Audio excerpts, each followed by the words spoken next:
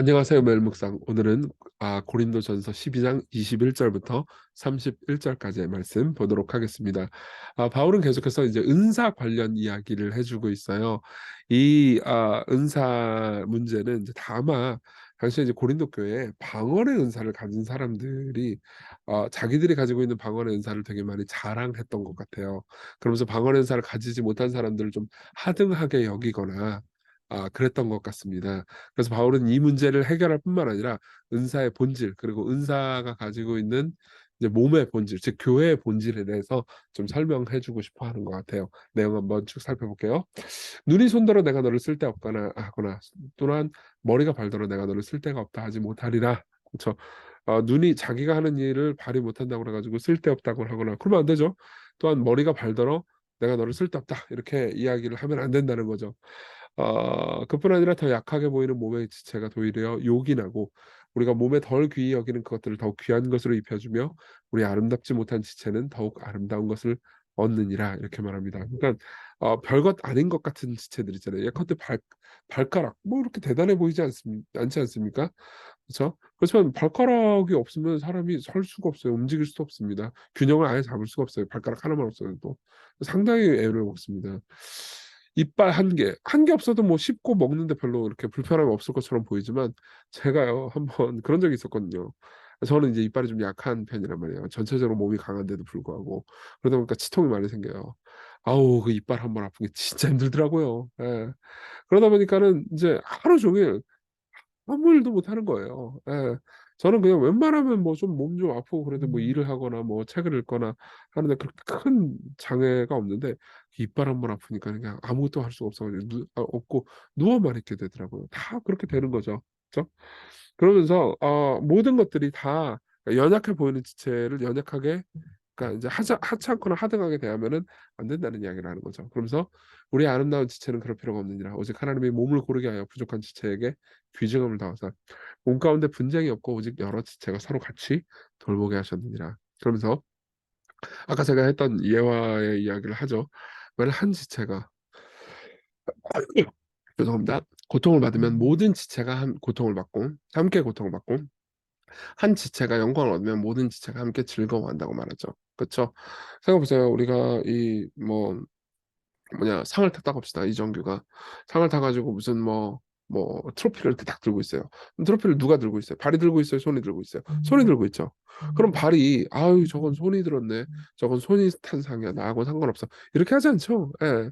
발을 포함한 이정규가 영광을 받는 거지. 손만 영광을 받는 게 아니잖아요. 그렇죠? 그러니까 우리가 그리스도의 몸이라면, 그리스도와 함께 있다면 어떤 지체가 우리 교회 내에서의 어떤 지체가 영광을 받고 삶이 잘 된다고 할 때 우리가 부러워하거나 질투할 일이 아닌 거죠. 오히려 기뻐하고 좋아할 일인 거죠. 그러니까 저도 생각해 보면 이럴 수 있어요. 예컨대 제가 아유 어떤 다른 교회가 잘 되고 부흥하고 막 성장하고 그러면 아유 이 진짜 나는 그러지 못하는데 너무 질투난다 이렇게 생각하거나, 아니면 우리 교회 교인이 막 다른 교회로 이 교회 시건교 별론 것 같아. 그러면서 다른 교회로 가버리면은 아유 진짜 저 교인 나쁜 놈 이렇게 생각할 수도 있잖아요. 그렇죠? 근데 그렇게 생각하면 안 되는 거죠. 왜냐하면은 다 주님의 몸이고, 사실은 우리 교회에서 그 사람이 떠나면은 이제 슬픈 일이죠. 굉장히 슬픈 일이고 그러지 않기를 바라지만, 또 떠나서 다른 교회 부흥하니까 또 감사한 일이잖아요. 그죠? 그러면서 이제 서로 우리가 몸이라는 것, 그리고 그리스도라는 한 몸에 우리가 참여하고 있다는 것을 생각할 필요가 있다는 거죠. 너희는 27절 그리스도의 몸이요 지체 각 부분이라. 하나님이 교회 중에 몇을 세우셨으니 첫째는 사도요, 둘째는 선지자요, 셋째는 교사요, 그 다음은 능력을 행하는 자요, 그 다음 병 고치는 은사, 서로를 돕는 것과 다스리는 것과 각종 방언을 말하는 것이라. 여러 은사들이 있어요. 여러 은사들이 있고, 이 은사들은 이제 아마도 그랬던 것 같습니다. 그러니까 각자가 이제 교회에 더 많은, 공동체에 더 많은 영향을 미치는 순서대로 배열되어 있는 것 같아요. 근데 그 중에서 방언이 제일 끝으로 나오죠. 그러니까 방언은 뭐 하등하고 하나님이 주신 선물 중에서 아무것도 아니다 이렇게 얘기를 하는 게 아닙니다. 오히려 당시에 방언 때문에 문제를 일으켰던 사람들이 있기 때문에 순서에 있어서 방언이 그렇게 중요한 게 아니다. 그러니까 방언을 가지고 있는 너네들 교만하지 마라 이렇게 이야기를 하는 거죠. 그러면서 다 그 은사를 가질 수가 없다고 말합니다. 사실 예전에 이제 제가 다녔던 교회는 방언 은사를 가지지 못한 사람들은 좀 약간 열등한 신앙을 가진 것처럼 생각하거나 말한 적이 많았거든요. 근데 성경은 그렇게 말하지 않습니다. 어떻게 다 사도겠냐? 어떻게 다 선지자겠냐? 다 교사겠냐? 다 어떻게 능력을 행하거나 병 고치는 사람이겠냐? 어떻게 다 방언을 말하는 자겠냐? 어떻게 다 통역하는 자겠냐? 이렇게 물어보는 거죠. 그러면서 다 이 모든 것들을 가질 수 없다고 말해요. 오히려 너희는 더욱 큰 은사를 사모하라 라고 말합니다. 더 큰 은사는 이제 아마도 공동체를 더 많이 섬길 수 있는 은사를 가리키는 것 같아요. 예컨대 말씀을 가르치는 은사는 더 그렇죠. 말씀을 가르치는 은사가 더 높은 지위에 있는 그리스도인인 건 아니에요. 오해하지 마세요. 하지만 이제 방언은 개인의 유익을 취하는 거라면은 말씀을 가르치는 것은 공동체 전체에 영향을 미치잖아요. 그러니까 말씀을 이해하고 배우고 성도들에게 전하는 그런 은사를 더 갈망하라는 거죠. 요거 14장에서 더 자세히 다룰 겁니다.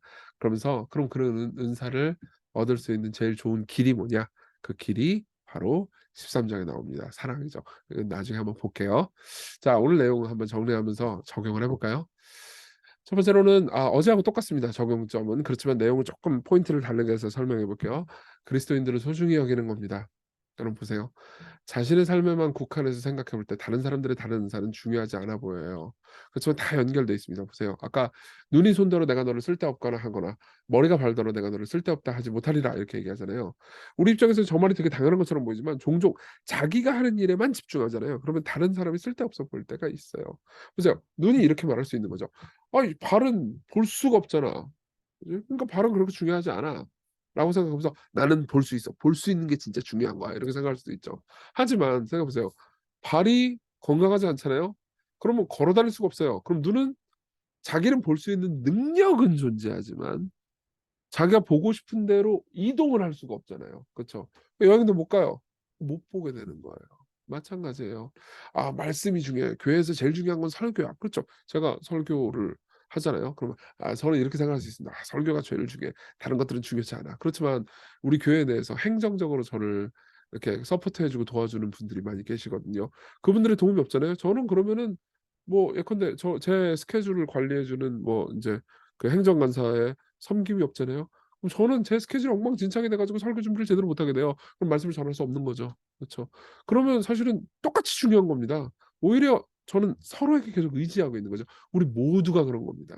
여러분들 모두가 사실 서로를 의지하고 있어요. 그러니까 이게 여러분들 누군가한테는 위로가 되기를 바랍니다. 교회에서요. 속 썩이는 사람도 나름의 은사예요. 이게 좀 그런가? 예. 여러분들 이게 속썩이라는 걸 의미하는 게 아니에요. 인제 교회에서 인제 제 입장에서는 목회자 속썩이는, 그러니까 목회자 입장에서는 두 부류의 성도님들이 계시거든요. 그러니까 비난하려고 하는 거 아니니까 잘 들어보세요. 저를 위해서 기도해 주시는 성도님이 계세요. 너무 감사합니다. 그리고 저로 하여금 기독해 만드시는 성도님들이 계시거든요. 두 분 다 소중합니다. 이해되시죠? 이해되시죠? 어느 은사도 중요하지 않은 건 없어요. 하나의 몸이라는 의식은 우리로 하여금 교회 내 질투와 분쟁을 멈추게 만들죠. 여러분, 김연아가 금메달 따면 여러분들이 질투나요? 올림픽 대표팀이 금메달 따면 혹은 뭐 월드컵이 우승하면 우리가 질투나요? 아니죠. 기쁘잖아요. 우리가 우승한 거니까. 그쵸? 마찬가지예요. 예. 그래서 두 가지 메시지, 이거 동전의 양면 같은 메시지를 기억하십시오. 당신에게 화려한 은사는 없지만 몸의 일부로서 당신은 소중합니다. 여러분들이 만일 가지고 있는 은사가 화려하지 않잖아요. 그렇지만 화려하지 않아도 당신은 소중한 존재입니다. 그리고 당신에게 화려한 은사가 있더라도 당신은 일부에 불과합니다. 여러분들 직업이 굉장히 화려한 직업일 수도 있습니다. 그렇지만 당신은 이 세상을 움직이는 하나님의 경영 안에 일부에 불과한 거예요. 이해되시죠? 심지어 설교자도 똑같습니다. 예. 자, 두 번째로는 그리스도인을 소중히 여기시는 주님을 보는 겁니다. 정상적인 몸이라면 한 지체가 고통을 겪을 때 모든 지체가 함께 고통을 겪죠. 아까 제가 말씀드렸잖아요. 치통 한 번 생기면 온몸이 막 괴로워 가지고 아무것도 못 한단 말이에요. 예. 근데 우리는 다른 지체가 고통을 겪을 때 무관심한 경우도 많고 오히려 고소해야 하는 경우도 있습니다, 내가 싫어하는 사람이라면요. 그죠? 근데 그리스도께서는요, 우리를 위해서 고통을 겪으셨어요. 예. 어제 제가 그 묵상 올리고 나서 어떤 지체가 이런 얘기를 해 주더라고요, 저한테. 이제 카톡방에서 올린 얘기인데 자기는 그 바퀴벌레를 생각하면 바퀴벌레라는 단어도 올리기 싫어 가지고 바선생이라고 부른대요. 바선생. 바선생 을 생각하면 그냥 끔찍한데 바선생이 내 몸의 지체의 일부다 그러면 너무너무 싫을 것 같다고. 예수님은 죄인인 우리를 사랑하셔서 우리의 일부가 되셨다고. 우리를 소중히 여기셨어요. 예, 우리를 소중히 여기셨어요.